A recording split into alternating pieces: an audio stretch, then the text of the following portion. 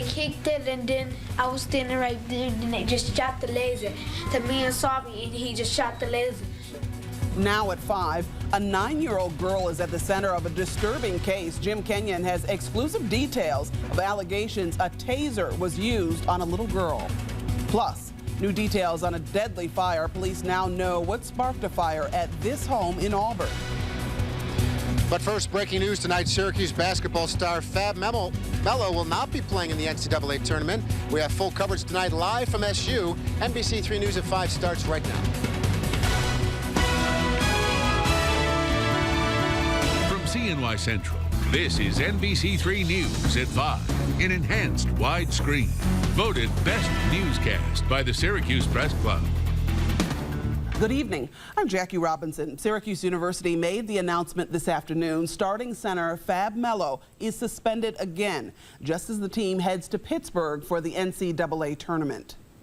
Matt Mulcahy is anchoring our coverage of this breaking news from Syracuse University tonight. He's live right now at the Melo Center. Matt?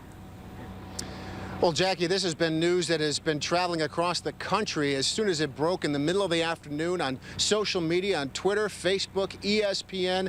People emailing, texting, their brackets had been busted, and Fab Melo would not be playing for the Syracuse Orange in the postseason. Now, the university released a statement about it in the middle of the afternoon today, just as the team took off for their trip to Pittsburgh. The statement says, Syracuse University sophomore men's basketball center Fab Melo did not travel with the team to Pittsburgh and will not take part in the NCAA tournament due to an eligibility issue.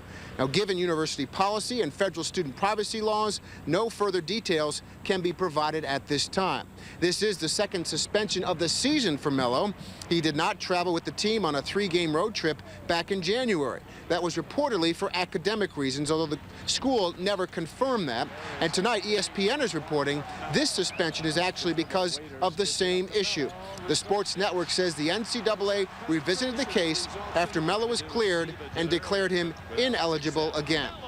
Now, this news has people all across central New York talking. Anybody who wears any orange at all and cheers on the team for the games has certainly heard about it by now and is probably not too happy. Our Jessica Kane's been getting a sampling of some of the fans and find out what they're saying tonight. Jessica, this has not gone over very well, has it? Yeah, well, Matt, it's funny. It's a beautiful day here on the SU Hill. The students don't have class. They're on spring break, but it's hard to find a smile on anyone's face after they hear the bad news that Fab Melo will not be playing in that NCAA tournament. A lot of the fans bringing up that Notre Dame game where Fab Melo did not play, and the team lost their only loss in the regular season. So, of course, they're very, very worried about the NCAA tournament and the team's chances of being able to bring home a national championship. It's going to be a long couple games if they go any place at all. It's going to be really tough to go through the NCAAs without them. Well, I think it's terrible. You know, it's like going out to go fish and you lost your greatest lure ever. I'm going to be positive. I'm going to hope for the best. The other team, he has a lot of really good players, and maybe some of the others will step up to the plate and help out.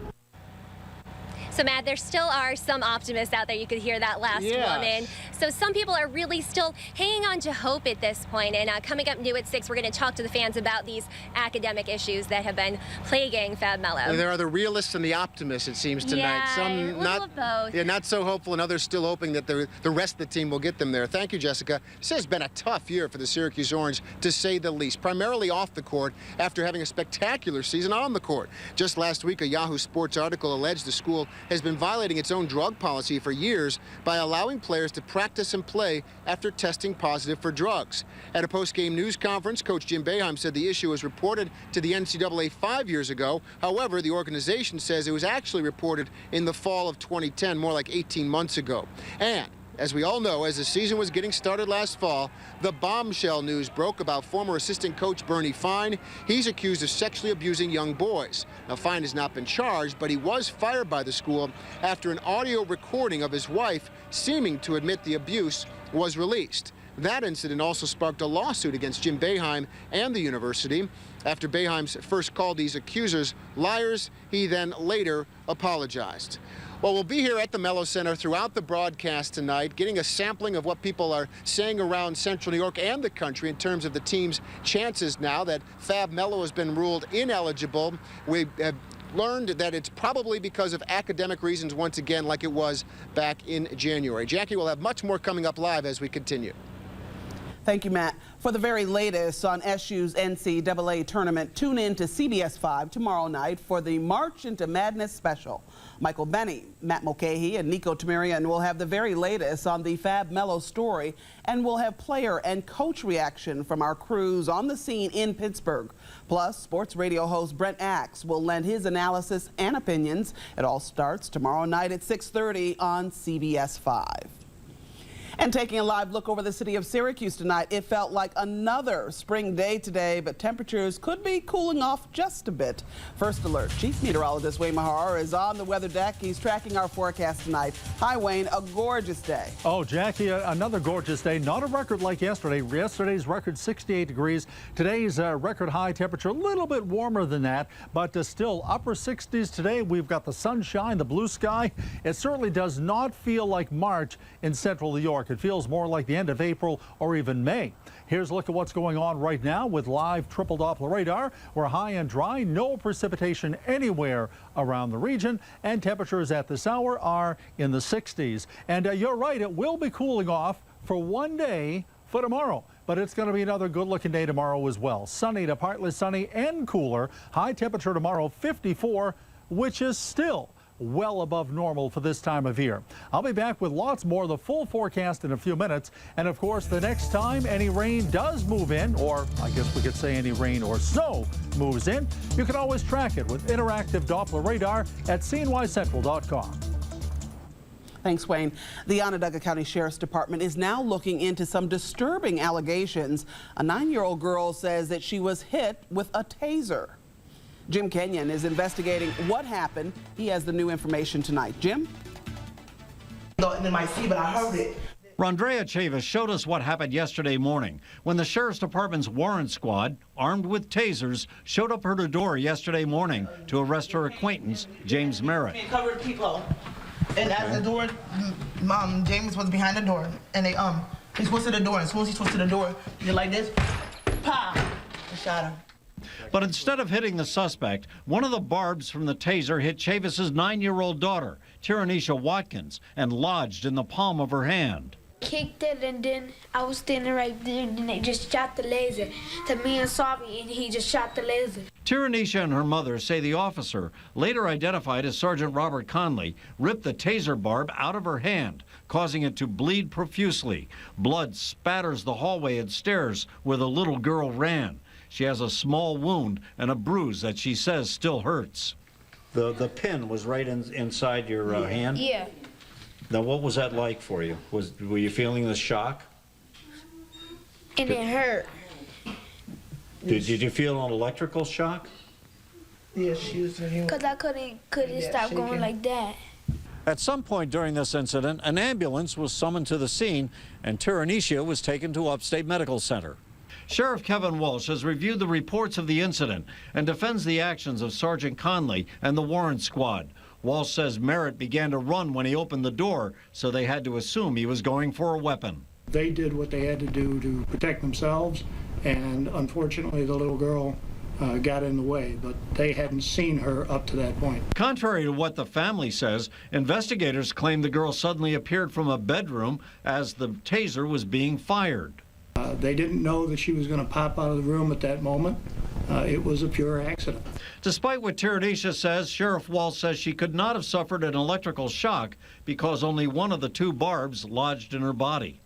If only one barb hit her, there would be no electrical conductivity. Rondrea Chavis says Sergeant Conley should be prosecuted, and she feels the Sheriff's Department owes her daughter an apology. Jim Kenyon reporting. Sergeant Robert Conley remains on the job. He heads up the warrant squad unit for the Sheriff's Department. This isn't the first time the Sheriff's Department has had issues with tasers. This video made headlines in 2009 when a mother says she was tasered by a sheriff's deputy while her kids watched from the car. The county paid $75,000 in the settlement case. Counselors were on hand today in the Homer School District, where students are mourning a fellow student. Today, the district released a statement saying the Homer school community is shocked and deeply saddened by the news of the death of Patrick Young, a popular and talented freshman at Homer High School. Young was an athlete on several of the school district's teams. The school has not released details of how Young died.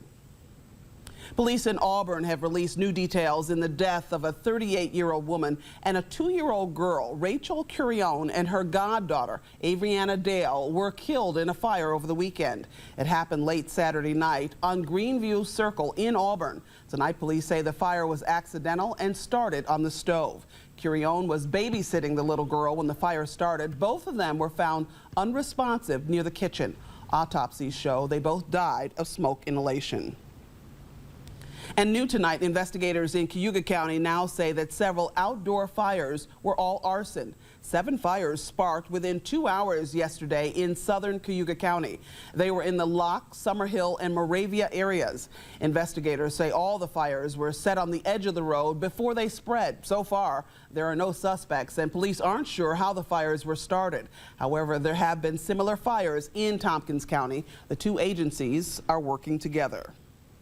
More new information now. A Clay man accused of killing his father has been indicted. 23-year-old Herman Tolbert Jr. is facing several charges, including second-degree murder. Investigators say he stabbed his father, Herman Tolbert, at their home on Moses Drive off Wetzel Road in Clay last summer. They say the two had gotten into a fight. Tolbert is also accused of stealing his father's truck after the crime. He had been held without bail since last summer. Vice President Joe Biden visited Central New York today, but this wasn't an official visit. Biden attended a private funeral for John Covino, a longtime friend and former classmate at Syracuse University. The service was held this morning at the Thomas J. Pirro Jr. Funeral Home in North Syracuse. The White House says Biden left directly after the service. In our Facebook story of the day, you voted to hear more about the dangers of a certain type of hip replacement. Doctors say there's no reason to use metal on metal replacements. What you need to know still ahead. Plus, still ahead at 5:30, a busy fire department is facing possible cuts. Brandon Roth has new details on the budget troubles for the Fayetteville Fire Department. And CNY Central is giving you the chance to get big discounts for local restaurants, shops, and other businesses. Today's deal is for the GP Family Style Sports Bar, which was formerly known as the Golden Pheasant. You can find it by clicking on the CNY Central Deals section on our homepage. Well, let's head outside and check in with Chief Meteorologist Wayne Mahar, where it's been an absolutely beautiful day. Feels like summer, Wayne. Well, maybe not summer, okay? Maybe a cool day in July or August, but what a great-looking day for March. I mean, yesterday's spectacular, Jackie. 68 for record high yesterday. No record today, but we were again well into the 60s today. We're going to cool down a little bit for tomorrow, and then warm it back up again for the rest of the week. And next week could be even a little bit warmer, if you can believe that. Okay, here's a look at what's going on. Live triple Doppler radar. We're high and dry, no precipitation anywhere around. Temperatures 5 o'clock, top of the hour. Everybody in the 60s, and certainly we're going to be cooling down during the overnight hours tonight, but still, compared to where we should be this time of year, all temperatures daytime, nighttime above normal. So here's your hour by hour then as we head on into the evening and head on into the overnight. A few patchy clouds here and there during the evening over the next 2-3 hours or so. But for the most part, clear to partly cloudy skies during the overnight. And we'll drop it down to 43 degrees by 5 a.m. with the actual low tonight probably about 6 or 7 in the morning at an even 40 degrees. And again, you know, we've talked about daytime highs and compared to averages for those. Well, keep in mind the average nighttime low for this time of year is 23, and we're going for a low tonight of 40. Okay, let's talk about this. How about looking ahead? Another mild week underway. Coolest day of the week will be tomorrow, Wednesday, which will still be 10 to 15 degrees cooler than today. but still 10 degrees warmer than normal. And then scattered showers are possible Thursday night on into Friday. Longer look, continued mild on into next week, and maybe even a couple of days next week of 70 plus. Here's a look at our futurecast. Weak cold front goes by here over the next couple of hours. That's going to sort of bring in some of that cooler air. High pressure will build in. Going to be a fine looking day tomorrow, although I will say this. Up in the North Country, a little bit of leftover moisture way up in the Adirondacks, St. Lawrence County. Don't be surprised you've got some extra clouds up here, maybe a sprinkle up in the Adirondacks. But for most of us here in central New York tomorrow, partly sunny skies on average, and it will be cooler. Then for tomorrow night, nice and quiet as we head on into Thursday. Thursday will be starting out with a little sun, then ending up with more clouds.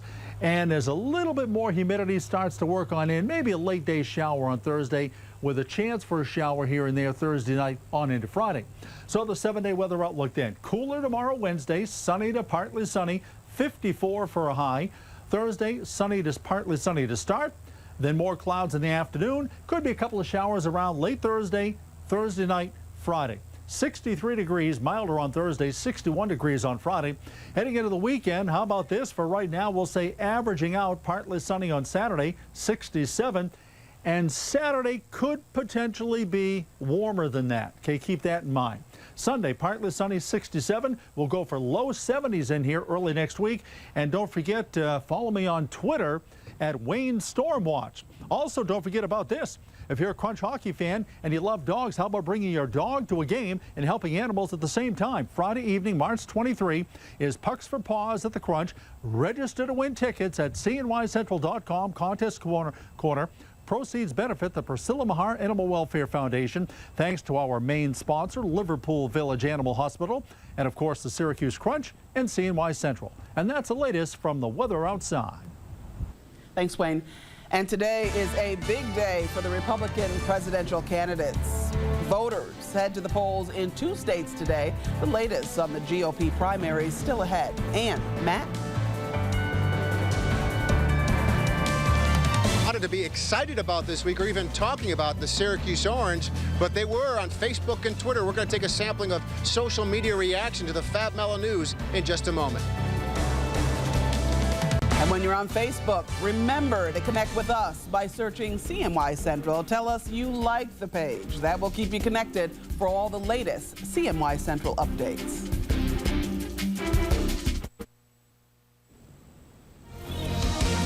Welcome back to NBC3 News at 5. We're continuing our coverage of breaking news tonight. Syracuse University basketball star Fab Mellow is out for the rest of the season.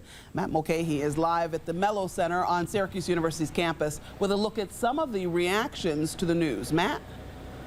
Well, Jackie, this was fascinating to watch this afternoon. Within minutes of this news breaking about Fab Mellow being declared ineligible for the NCAA tournament, Fab Mellow was trending nationwide on Twitter. That's a pretty big deal for something like that to pop that quickly, something that is based right here from Syracuse and the university campus. Now, here's one of several tweets, in fact, hundreds of, if not thousands of tweets that people were sharing about this today. Jeff Rubin, professor at the iSchool who runs SUathletics.com, expressed disbelief. He says, I was hoping the website was hacked and someone posted a fake story about Fab Mellow. Turns out that's not the case. Other fans are trying to stay a little more positive. Brigid McCarthy tweeted out this afternoon saying, don't worry, Syracuse. I'm not a fair weather fan. We'll still rock it without Mellow, right? She raises the question. And people are signing off on Facebook, too. Several fans posted on our fan page, CNY Central, this afternoon, saying that they're still rooting for the team. They still have confidence that the team can do well, still get to the Final Four, and perhaps even win it all without Mellow because of all the other good players. However, there's still many people, and maybe a 50-50 split of people saying that they're very disappointed in Fab Mellow and even the basketball program for allowing this to happen and letting the team down. Of course, many of the conversations are continuing both online and off. We'll have the latest on the situation throughout the newscast ahead. We're going to talk to our own Nico Tamurian about what this will mean for the Orange as they try to march through the NCAA tournament. And we'll also be joined by sports talk show host Brent Axe a little bit later on to get a sampling of what he's been hearing from fans on the radio all afternoon. We'll be back live with more. Jackie? Thanks, Matt. Well, topping our health headlines tonight, experts say that doctors need to be more careful when prescribing painkillers to older patients. Researchers say that older patients who get medications like codeine and oxycodone have after surgery are 44% more likely to still be using the drugs a year later. The study's authors say those painkillers can be helpful, but using them long-term can lead to addiction problems. Americans are living longer. A new study from the Centers for Disease Control looked at mortality rates from the last 75 years. The study shows the overall risk of dying has dropped 60% since 1935. However, the leading cases of death have not changed. Heart disease and cancer have been the top two killers every year of the study. In our Facebook story of the day, you voted to hear more about important information on hip replacements. The largest study to date looking at metal-on-metal hip replacements confirms a high failure rate. And now many specialists say there is no reason to use them at all. Erica Edwards has the details. Hip replacement surgeries have helped thousands resume an active lifestyle. Here we go, Des. But new research shows their energy levels are likely to outlast their brand new artificial hips if they're metal-on-metal implants. That means both the ball and socket of the device are made of metal. I would not have a metal-on-metal hip replacement if I was going to have a hip replacement myself. Strong words from Dr. David Mauerhan, an orthopedic surgeon with Carolina's healthcare system. He and many of his colleagues around the country have stopped using the all-metal hip implants. That's because they're more likely to wear out in as few as 5 years. And in some cases, tiny metal fragments can slough off. That can lead to loosening of the implant, destruction of soft tissues around the hip replacement, and pain and decreasing function. Now a new analysis of more than 400,000 hip replacements confirms the metal-on-metal variety is failing at much higher rates than other types, like ceramic and polyethylene, especially in women. The study authors even suggest a ban. There is no advantage whatsoever of using a metal-on-metal hip in today's environment. Still, an estimated 500,000 people in the U.S. have all-metal artificial hips. Experts say those patients should get their hips checked every year. Erica Edwards, NBC News. And remember, you can weigh in on our Facebook story of the day every weekday morning starting at 6 on our Facebook page.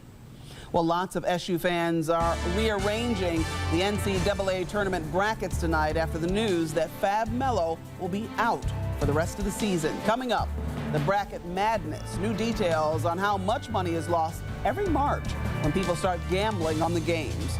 You're watching NBC3 News at 5.